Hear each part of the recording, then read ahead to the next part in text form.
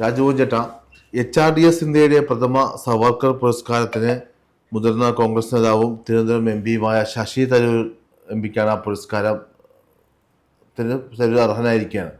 എന്നാൽ ഇന്ന് വൈകിട്ടാണ് ആ ചടങ്ങ്, പുരസ്കാര ചടങ്ങ് ഇന്ന് വൈകിട്ടാണ് രാജ്നാഥ് സിംഗാണ് കേന്ദ്രമന്ത്രി തരൂർ നൽകും എന്ന് പറയുന്നത്. എന്തുകൊണ്ടാണ് ഇപ്പോൾ പുറത്തു വരുന്ന വാർത്തകൾ പ്രകാരം തരൂർ ചടങ്ങിൽ പങ്കെടുക്കില്ലെന്ന് പറയുന്നു?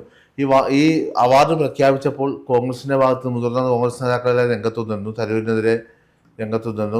തരൂർ അവാർഡ് വാങ്ങും പോകുന്നതിനെതിരെയൊക്കെ രംഗത്തു നിന്നു. അതിനെ തുടർന്നാണോ തരൂർ ഇപ്പോൾ അവാർഡ് വാങ്ങുന്നതിൽ നിന്ന് പിന്മാറിയത്?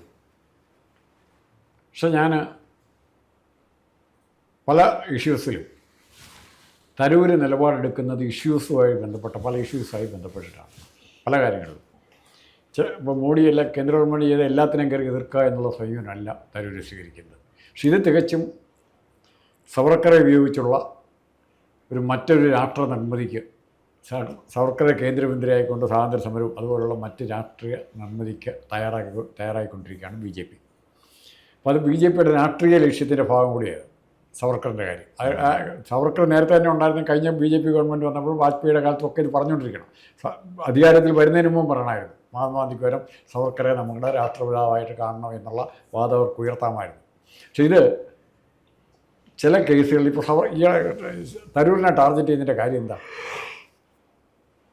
BJPയെ ഏറ്റവും ബുദ്ധിപരമായി എതിർക്കാൻ കഴിവുള്ള കോൺഗ്രസ് നേതാവ്, നിലവിൽ തന്ത്രപരമായിട്ട് എതിർക്കാൻ കഴിവുള്ള കോൺഗ്രസ് നേതാവ് തരൂരാണ് പല പ്രാവശ്യം പ്രൂവ് ചെയ്ത് കഴിഞ്ഞു. BJPയുടെ പാർലമെൻ്ററി ചർച്ചകളിൽ BJPയുടെ നയങ്ങളെ പൊളിച്ചെടുക്കാൻ കഴിഞ്ഞ ബംഗാളിൽ തൃണമൂൽ കോൺഗ്രസിൻ്റെ വ്യക്താവും നമ്മുടെ തരൂരുമാണ്. പിന്നെ തരൂരിനെ അപ്പോൾ ഇങ്ങനെ BJPയായിട്ട് ബന്ധമുണ്ട് എന്ന് പറയാൻ വേണ്ടി തന്നെ കാത്തിരിക്കുന്ന കുറേ ആൾക്കാരുണ്ട്. പണ്ട് ഷിബു ബേബി ജോൺ ഗുജറാത്തിൽ പോയി മോഡിയെ കണ്ടത് വലിയ പ്രശ്നമാക്കുകയാണ് CPM. ഷിബു ബേബി ജോൺ കണ്ടത്, തരൂർ കാണുന്നത്. ഇതെല്ലാം ഇങ്ങനെ തരൂരിനേക്കാൾ ചെറുപ്പക്കാരായ ലില്ലിപ്പൊട്ടന്മാർ ഗളിവറിനെ എങ്ങനെ നേരിടാൻ ഉദ്ദേശിച്ചു അതുപോലെ ഉള്ള കുറേ കോൺഗ്രസ് നേതാക്കൾ തരൂരിനെ കുറ്റപ്പെടുത്തണം. കാരണം അവർക്കും വലിയവനാകാൻ പറ്റും. ഇതിപ്പോൾ അർജൻറ്റീന ടീമുമായിട്ട് കളിച്ച് നമ്മുടെ ഇവിടുത്തെ ലോക്കൽ ക്ലബ് ഫുട്ബോൾ കളിച്ചാൽ പോലും മെസ്സിക്കെതിരെ ഗോൾ അടിച്ചു കഴിഞ്ഞാലോ, അറിയാതെ എങ്ങനെ ഒരു ഗോൾ അടിച്ചാൽ വലിയ ക്രെഡിറ്റാണ് അല്ലേ?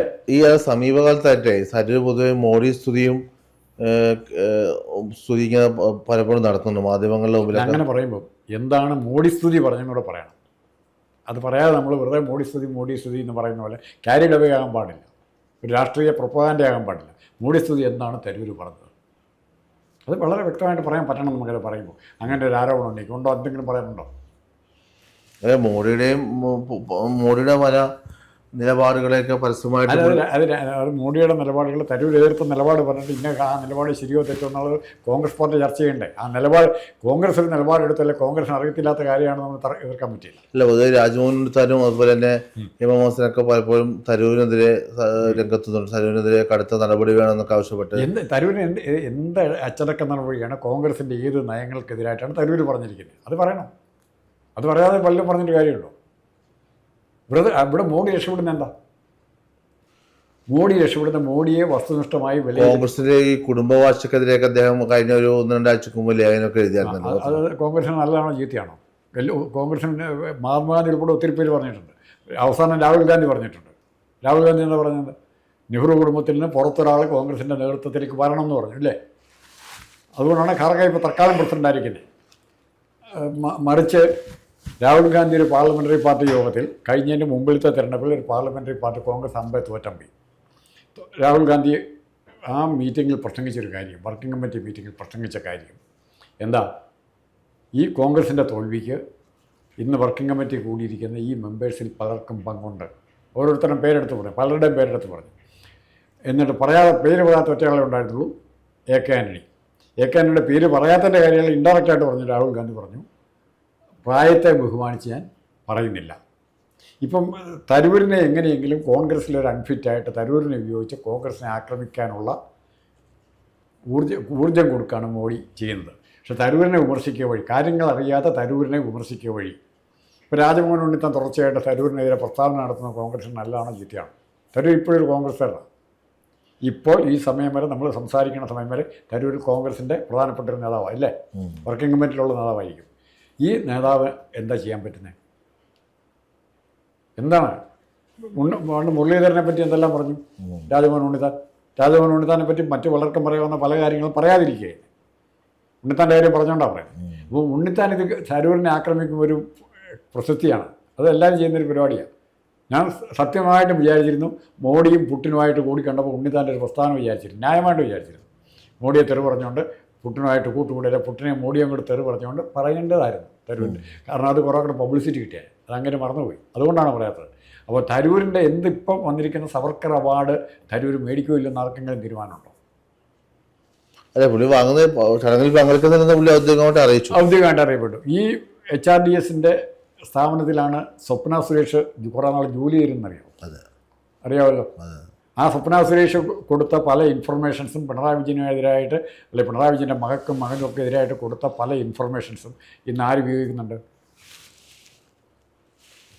ഇവരെല്ലാം ഉപയോഗിക്കുന്നുണ്ട്. ഉണ്ണിത്താൻ ഉൾപ്പെടെ കോൺഗ്രസ് എല്ലാം ഉൾപ്പെടെ ഉപയോഗിക്കുന്നുണ്ട് ഇല്ലേ? CPM ഉപയോഗിക്കുന്നുണ്ട് ഇല്ലേ? ആ സ്വപ്ന സുരേഷ് CPM എതിരായിട്ട് ഉപയോഗിക്കുന്നു. ആ സ്വപ്ന സുരേഷിൻ്റെ പ്രൊട്ടക്ഷൻ കൊടുത്ത് 5-6 മാസം അവിടെ ശമ്പളം കൊടുത്ത് താമസിപ്പിച്ച HRDS അട്ടപ്പാടിൽ ഈ വിഷയങ്ങൾ അറിയാതെ എന്തും കാറടച്ച് കയറി പറയുക എന്നുള്ള സ്വഭാവം കോൺഗ്രസ് ഉണ്ട്. അത് കോൺഗ്രസിനെ ദയനീയമായിട്ട് ബാധിക്കും. പിന്നെ തരൂരിനെ ഞാൻ എപ്പോഴും സപ്പോർട്ട് ചെയ്യുന്നൊരു കാര്യം, തരൂര് ജനങ്ങളുമായിട്ടാണ് സംവദിക്കുന്നത്. അടച്ചിട്ട മുറിയിലിരുന്നല്ലൊരു കാര്യം പറയുന്നതാണോ? ഇവിടെ 2 വാദമുണ്ട്. ഒന്ന്, പാർട്ടി അച്ചടക്കം പ്രമാണിച്ചൊന്നും പുറത്ത് പറയാൻ പാടില്ല, കമ്മിറ്റി കൂടുമ്പോഴേ പറയാവുള്ളൂ. അപ്പോൾ ഈ കമ്മിറ്റി എന്നാ കൂടുന്നത്? എത്ര നേരം സംസാരിക്കാൻ കിട്ടും? കോൺഗ്രസിൻ്റെ CPM ആണ് 2-3 ദിവസം കമ്മിറ്റി കൂടും. ഒരു ദിവസത്തിൽ കൂടുതൽ നീണ്ട യോഗങ്ങളൊന്നും PCCക്ക് നടന്നിട്ടില്ല, ഇതുവരെ നടന്നിട്ടില്ല. അത് ഉച്ച കഴിഞ്ഞ് ഒരു 3 മണിക്ക് തുടങ്ങി 5 മണിക്ക് അവസാനിക്കും, അല്ലെ 10 മണിക്ക് തുടങ്ങി 3 മണിക്ക് അവസാനിക്കും. അങ്ങനത്തെ ചർച്ചകളേ ഉള്ളൂ. ചർച്ചയിൽ പങ്കെടുക്കാനായിട്ട് എത്ര പേര് കാണും? ഭാരവാഹികൾ തന്നെ എത്ര പേരുണ്ട്? ഒരുപാട്. ഇവർ പങ്കെടുത്തിട്ട് സീരിയസ് ആയിട്ട് ഡിസ്കഷൻ നടക്കുമോ? അല്ലെങ്കിൽ ഈ ഡിസ്കഷൻ ഉൾക്കൊള്ളാൻ പറ്റുന്ന ആൾക്കാരുണ്ടോ? ഇത് വലിയ പ്രശ്നമാണ്. അതായത് ഓക്സ്ഫോർഡ് യൂണിവേഴ്സിറ്റി ചെന്നിട്ട് ബ്രിട്ടീഷുകാർ ഇന്ത്യയെ കൊള്ളയടിക്കുകയാണെന്ന് അവിടെ ചെന്ന് പറയാൻ ധൈര്യം കാണിച്ച ആളാണ് തരൂര്. തരൂര് ഉണ്ണിത്താൻ ഇഷ്ടമുള്ള പോലെ വർത്തമാനം പറയാനുള്ളതെന്ന് പറഞ്ഞാൽ നടക്കുന്ന കാര്യമാണോ? ഞാൻ തരൂരിനെ 100% സപ്പോർട്ട് ചെയ്യുന്നു. തരൂര് കോൺഗ്രസിനെതിരായിട്ട് എന്തെങ്കിലും പറഞ്ഞിട്ടുണ്ടെങ്കിൽ, കോൺഗ്രസിൻ്റെ നയങ്ങൾക്കെതിരായിട്ട് പറഞ്ഞിട്ടുണ്ടെങ്കിൽ മഹാത്മാഗാന്ധിയെ തള്ളി പറഞ്ഞിട്ടുണ്ടോ? നെഹ്റുവിനെ തള്ളി പറഞ്ഞിട്ടില്ല. പക്ഷേ നെഹ്റുവിൻ്റെ ഇപ്പോഴത്തെ അധികാര ശ്രേണി സൃഷ്ടിച്ചെടുക്കുന്നത് പാടില്ല എന്ന് പറഞ്ഞിട്ടുണ്ട്. അതിനെ എല്ലാ പ്രതിപക്ഷ പാർട്ടികളും അംഗീകരിക്കുന്നില്ലേ? അതുകൊണ്ടല്ലേ ഇന്ന് മമതാ ബാനർജി ഉൾപ്പെടെയുള്ള പ്രതിപക്ഷ നേതാക്കന്മാരെല്ലാം പുറത്തു പോയി. എന്തുകൊണ്ടാണ് പോയത്? ഈ കുടുംബ പാരമ്പര്യം അല്ലെങ്കിൽ കുടുംബത്തിൻ്റെ പേരിൽ ഈ സ്ഥാനമാനങ്ങൾ വീതം വയ്ക്കുന്നതിന് അഗൻസ്റ്റായിട്ടാണ്. പക്ഷേ അതിനോടൊപ്പം നിന്നാൽ ആനുകൂല്യം കിട്ടുന്നവരെല്ലാം അവിടെ നിന്നു, എല്ലാ കാലത്തും നിന്നു. ആ കുടുംബത്തിൽ നിന്ന് കരുത്തരായ നേതാക്കന്മാരുണ്ടായിട്ടുണ്ട്. ഇന്ദിരാഗാന്ധി കഴിഞ്ഞ് അല്ലേ, രാജീവ് ഗാന്ധി വരെ കരുത്തരായ നേതാക്കന്മാരുണ്ട്. രാഹുൽ ഗാന്ധി മോശമൊന്നുമല്ല.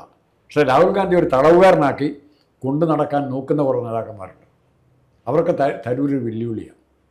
രാഹുൽ ഇതുവരെ നടപടി എടുത്തിട്ടുണ്ടോ? തരൂർ ഇന്ന നടപടി കോൺഗ്രസിനെതിരായിട്ട് ഇന്നത് പറഞ്ഞു എന്ന് പറയാൻ പറ്റാതെ വരുന്നിടത്തോളം കാലം തരൂരിന് തൊടാൻ പറ്റിയില്ല. സവർക്കറിൻ്റെ അവാർഡ് തരൂര് നിഷേധിച്ചു എന്ന് പറയുന്നത്, നേരത്തെ തന്നെ നിഷേധിച്ചാൽ എനിക്ക് തോന്നുന്നത് അത് പറ്റിയില്ല എന്ന് പറഞ്ഞു. തരൂരിനെ ഉപയോഗിച്ച് കോൺഗ്രസിനെ അടിക്കാൻ ഒരു ചെറിയ ശ്രമം നടത്തി. അത് ഇത്തവണ പരാജയപ്പെട്ടു. മറ്റു പലതും കോൺഗ്രസ്സുകാർ ഏറ്റെടുത്തുകൊണ്ട് മാത്രമാണ് വിജയിച്ച്, അല്ലെ ജനം അറിയില്ല. സവർക്കർ എന്താണെന്ന് പഠിക്കട്ടെന്ന്. പേടിക്കണോ? കോൺഗ്രസ്സുകാരനെ സവർക്കറെ പേടിക്കണം. പേടി വരുമ്പോഴാണ് ഈ കുറ്റപ്പെടുന്നത്. സവർക്കർ എന്ത് രാജ്യദ്രോഹം ചെയ്തിട്ടില്ല, അയാളുണ്ടോ? ബ്രിട്ടന് മാപ്പ് എഴുതി കൊടുത്തു. അതിവിടെ കമ്മ്യൂണിസ്റ്റുകാർ ഉൾപ്പെടെ ഒത്തിരി പേര് ചെയ്തു. സെക്കൻഡ് വേൾഡ് വാറിൽ ക്വിറ്റ് ഇന്ത്യ സമരകാലത്ത് കമ്മ്യൂണിസ്റ്റ് പാർട്ടി തന്നെ ആരുടെ ജർമ്മനിക്ക് അനുകൂലമായിട്ടുണ്ട്.